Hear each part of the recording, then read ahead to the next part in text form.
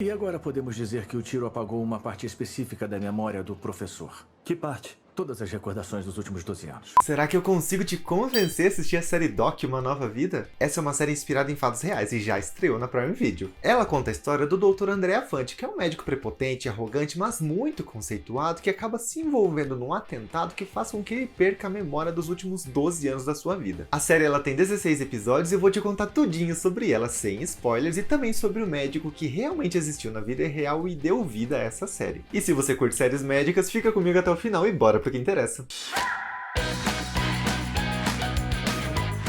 Fala geekos e geekas, aqui é o Lucas e eu vou começar esse vídeo falando uma perguntinha pra vocês. O que você faria se do nada você acordasse e percebesse que toda a sua memória dos últimos 12 anos da sua vida tivesse sumido completamente? Aliás, deixa aí nos comentários o que você estava fazendo 12 anos atrás. Se não me engano, eu tava acho que no segundo ano ou no terceiro ano do ensino médio. Meu Deus, eu tô muito velho, eu tô jurássico, olha isso. E é exatamente sobre essa situação que a série Doc fala. A série ela se inspira na vida real de um doutor muito conceituado lá da Itália, mas que na série ele recebe o nome fictício de Dr. Andrea Fenty. E já eu falo da história dele na vida real. Na série, o Dr. Andrea Fenty, ele é um médico muito conceituado e extremamente competente. Só que a vida tornou ele arrogante e prepotente, um baita de um babaca.